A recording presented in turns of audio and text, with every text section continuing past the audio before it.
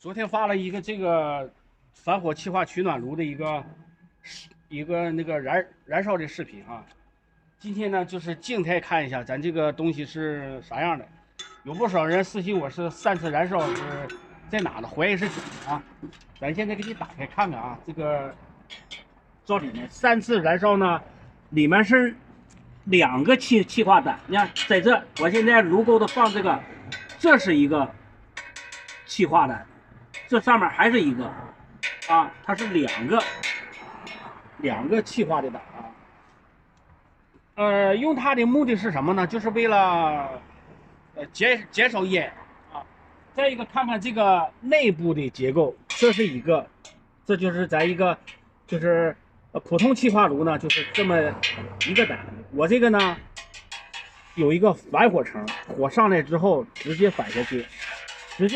之后，在这个地方火出来，在这个地方火出来，然后经过散热箱散热走了。你们也能看到这个板的颜色哈。昨天烧火烧的，看没看见变色？这个地方就是火反下来的这个火反下来的位置啊。然后呢，看一下这个，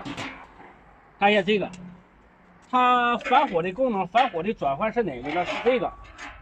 你拔出来这个之后呢，它就是一个普通的钢炮气化炉啊。插上去之后呢，火碰到这个炉盖或者是锅底，然后火就反下来了，尽可能的让热量呢留在室内，然后散热，散完热之后呢，从烟囱走了。反火状态下呢，这个烟管的温度相当的低啊。再一个就是呢，有不少人买我这个炉子是通炕用，那么你要是在通炕的时候，你如果烧炕的时候呢，尽量把这个拔了它啊，因为你反火下去之后了，再从烟管出来呢，温度低，热不了炕，所以说你要想烧炕的话，烧火墙的话，就得把这个拔了它，让火呢上起来之后从这就走了，进炕或者是火墙啊，就是这样。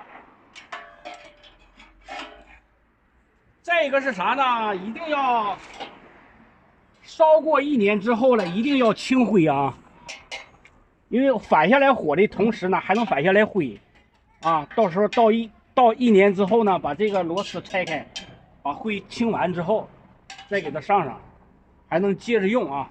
这个炉子呢，上面这个尺寸呢，内径是34厘米，可以放大一点的锅啊，大小圈盖全都有。外径是41厘米。净重是59公斤，高是55厘米